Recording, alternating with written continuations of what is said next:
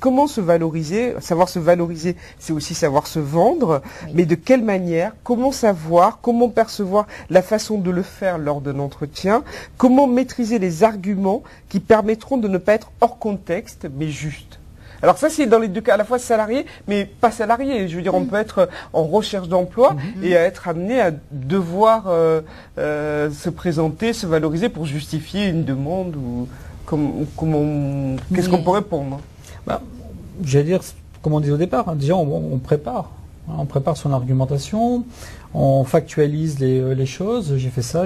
Alors c'est pas nécessairement, j'allais dire, que des chiffres, plus 15%, ça peut être de la résolution de problèmes, on a été confronté à une situation qu'on n'avait pas connue, qui a été difficile, et j'ai été créatif en trouvant telle et telle solution, ça peut être, comme vous le disiez, de la prise d'initiative, apporter un regard nouveau, apporter de nouvelles méthodes de travail. Donc tout ça, on le liste.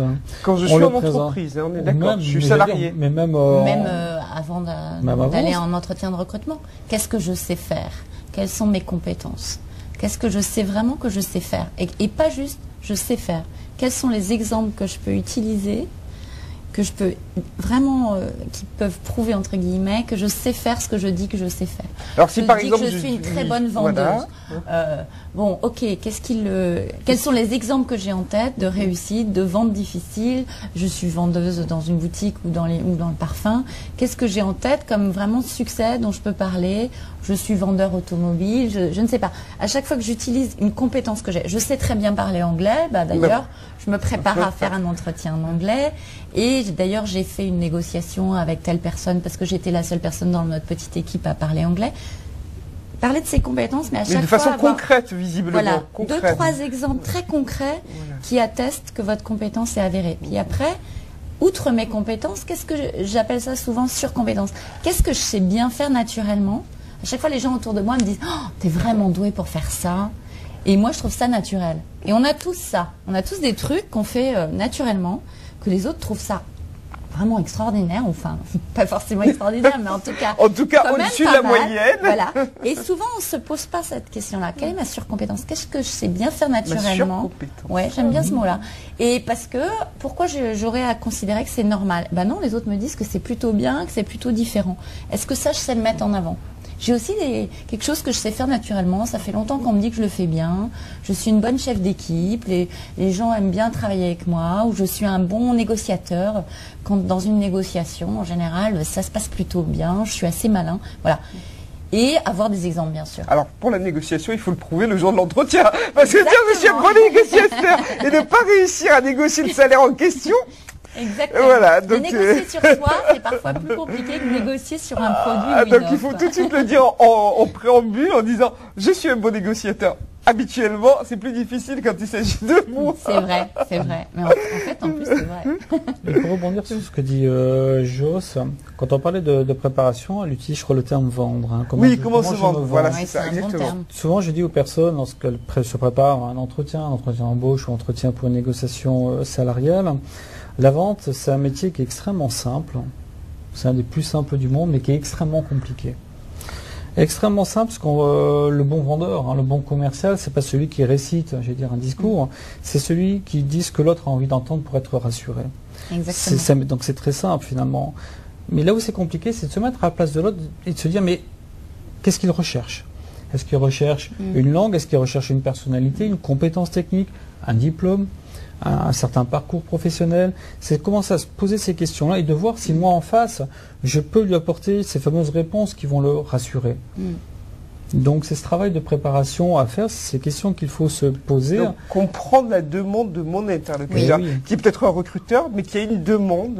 Deux monologues ne font pas un dialogue, hein, c'est-à-dire qu'il faut dire ce que l'autre a envie d'entendre, et inversement.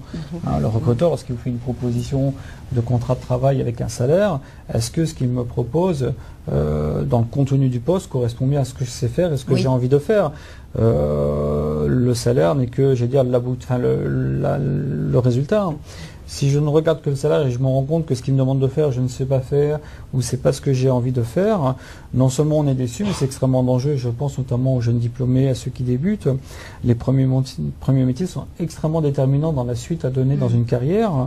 Et si on a privilégié le salaire plutôt que le poste et le contenu de poste, lorsqu'on changera de poste, ça va être beaucoup plus compliqué d'argumenter pourquoi vous avez fait ce choix plutôt qu'un autre. Et si la seule réponse est de dire bah non, j'ai préféré faire ça parce que j'étais mieux payé, ça va être un peu court, honnêtement, pour se défendre. Ça peut abîmer l'image. Je voudrais rebondir sur se vendre, se rendre visible, parce que c'est vraiment un thème qui m'est cher, et pas seulement quand on est en train d'être recruté, mais tout au long de l'année. Un des grands pièges quand on est tout jeune, et peut-être même après en ce qui concerne les femmes, parce qu'on est peut-être un peu moins doué pour ça, c'est d'être trop dans le savoir-faire. Je suis un expert, je sors de l'école, je suis dans mes premières années, et je me concentre sur mon savoir-faire.